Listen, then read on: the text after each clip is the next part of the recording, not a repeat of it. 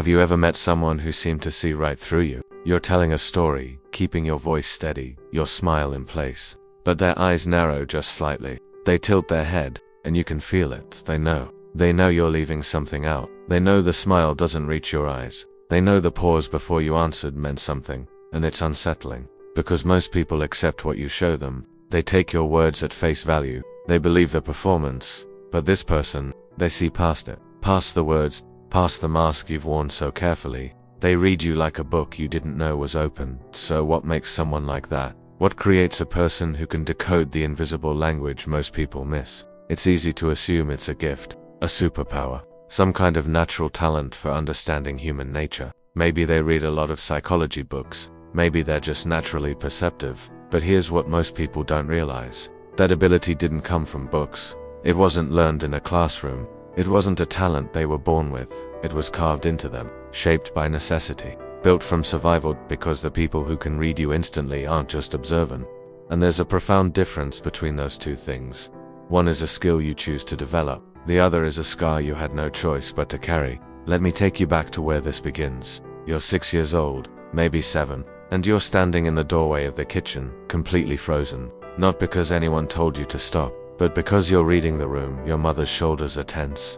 The way she's gripping the counter, her knuckles white. Your father's jaw is clenched. His eyes are focused on nothing, but his energy fills the entire space. The air feels different, heavy, charged, dangerous, and without anyone teaching you, without any explanation, you know that if you walk in right now and ask for what you need, something will break. The fragile piece will shatter. So you stay quiet, you retreat, you swallow the need. You learn this is where it starts, not with intelligence, not with curiosity, but with fear, with a desperate need to predict what comes next so you can protect yourself. Psychologists call this hype. It's a state of heightened awareness that develops when your environment is unpredictable, when safety isn't guaranteed, when love feels conditional on reading the signs correctly. Children in these environments become emotional detectives, not because they want to, but because they have to. They learn to scan faces for a slight tightening around the eyes, a barely perceptible shift in posture. They learn to measure the weight of silence,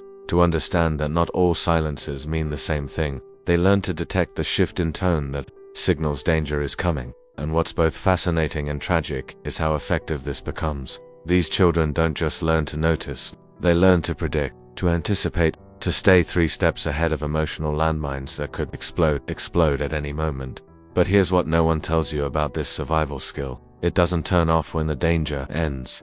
Let's talk about what's actually happening in the brain. Research in neuroscience shows us something remarkable about people who develop this ability in childhood. Their amygdala, the brain's threat detection center, becomes more active than average. It's constantly scanning the environment for potential danger. Their anterior cingulate cortex, which processes emotional conflict and social pain, shows heightened sensitivity. It's like having the volume turned up on emotional information while everyone else is listening at normal levels. This isn't imagination. This isn't being judgmental or suspicious. This is your brain doing exactly what it was trained to do: survive. But survival mode doesn't distinguish between a dangerous childhood home and a safe adult environment, between an unpredictable parent and a trustworthy friend. It reads everything as potential threat, everything as a puzzle that needs solving. You grow up. You leave that house. You move to a new city, build a new life. You're physically safe now, but your nervous system doesn't know that. It's still running the same program, still scanning, still watching, still reading every person like a threat assessment. And this is where the gift becomes a burden, because now you can't stop seeing, and what you see changes everything. Let me show you what people with this ability actually notice. The patterns most others miss completely. First, they notice inconsistencies between words and body language. Someone says, "I'm not upset," but their arms are crossed tight against their chest. Their jaw is clenched. They won't make eye contact. Their foot is tapping rapidly against the floor. Most people hear the words and move on. But someone with hypervigilance reads the body, and the body never lies. This isn't a trick they learned from a book. It's a survival skill that became automatic, because in their childhood, words were often weapons or shields. But the body always told the truth about what was really happening. Second, they read micro-expressions. These are the fleeting facial expressions that last less than a second. A flash of contempt before the polite smile. A moment of fear before the composed mask returns. a glimpse of disgust that disappears almost before it appears. Research by psychologist Paul Ekman shows that these expressions are universal and completely involuntary. They're the truth leaking through before the conscious mind can censor it. Most people miss them entirely because they happen so fast. But people trained by trauma to watch for danger, they catch every single one, because missing one could have meant the difference between safety and harm. Third, they notice patterns of avoidance. When someone changes the subject too quickly, when they give vague answers to direct questions, when they laugh too loud at something that wasn't funny, when their stories don't quite add up. These aren't just conversational quirks, signs that someone is protecting something, hiding something, and people who learn to read rooms to stay safe can spot these patterns instantly. Because they had to. Because in their childhood, missing the signs of what was being hidden could mean walking into danger unprepared. Fourth, they sense emotional incongruence. Someone talks about their relationship with forced enthusiasm, but their energy is flat. Someone describes their job with practiced positivity, but there's exhaustion behind their eyes. Someone performs happiness but radiates something else entirely underneath. This is where emotional intelligence meets trauma response, because they're not just hearing what you're saying, they're feeling what you're not saying. They're picking up on the dissonance between the performance and the reality underneath. Fifth, they pick up on projection. When someone constantly criticizes a trait in others, they're usually revealing their own insecurity about that very trait. When someone judges harshly, they're often terrified of being judged themselves. When someone mocks vulnerability, they're usually afraid of their own feelings. People who can read others instantly understand projection because they know intimately how defense mechanisms work. They had to develop their own extensive arsenal to survive. Sixth, they notice when someone is performing authenticity. This is perhaps the most subtle and devastating one. Some people have learned to fake vulnerability, to share carefully curated real stories, to cry on cue, to perform openness while remaining completely protected behind invisible walls. And someone who's been reading people since childhood can feel that performance, because they know what real vulnerability looks like. They know what it feels like, and they know what armor disguised as authenticity feels like because they've worn it themselves. So why does this happen? Why do some children develop this ability while others don't? The answer lies in unpredictability, in inconsistency, in environments where the rules keep changing. Maybe you had a parent with addiction. Some days they were loving and present, other days they were a completely different person. You had to learn to read which version you were getting before you even walked in the door. Maybe you had a parent with untreated mental illness. The mood could shift without warning. You became an expert in detecting the early signs of a shift, so you could adjust your behavior accordingly. Maybe you had a parent with anger issues. You learned to read the micro-expressions that meant a storm was coming, the slight tightening of their face, the particular quality of silence, so you could make yourself small before it hit. Or maybe your parents were simply emotionally unavailable, physically present but emotionally absent, and you learned to read the rare moments when they might actually be available for connection, so you didn't waste the opportunity by asking at the wrong time. In all of these cases, love became conditional on your ability to read correctly. Safety became dependent on your ability to predict. And slowly, without anyone teaching you explicitly, you became an expert in human behavior, not because you wanted to, but because you had to. And here's where it gets really complex. Here's where the psychology gets deeper. Because this ability, this hypervigilance, it doesn't just teach you to read others. It teaches you to hide yourself. Think about it. If you can see through everyone's performance, you start to assume everyone can see through yours. So you become even more careful, even more controlled, even more masked. You learn to perform normalcy so convincingly that no one suspects the constant analysis happening beneath the surface. You learn to smile at the right moments, laugh at the right jokes, say the right things, all while your mind is processing hundreds of data points about everyone in the room. This creates a strange kind of isolation that's hard to explain to people who don't experience it. You're surrounded by people, but you're fundamentally alone in your awareness, alone in your hypervigilance, alone in your constant scanning of every social interaction.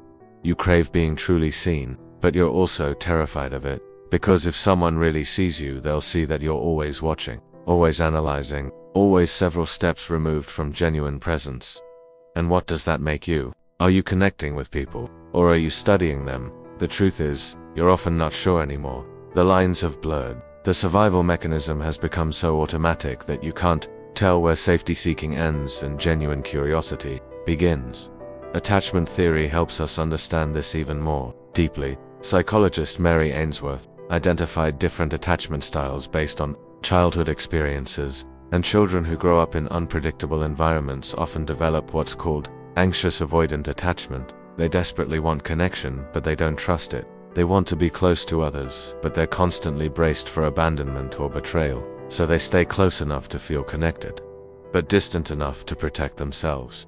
And the way they protect themselves is through observation, through analysis, through staying one step ahead of potential hurt by reading every possible sign of danger. This creates a painful paradox. The very skill that helps them navigate relationships, their ability to read people, also prevents them from fully engaging in those relationships. Because you can't simultaneously analyze someone and be vulnerable with them. You can't read someone as a potential threat while also opening your heart to them, so they end up in this constant state of almost connection, almost intimate, but not quite, almost vulnerable, but not really, almost present, but always watching from a slight distance.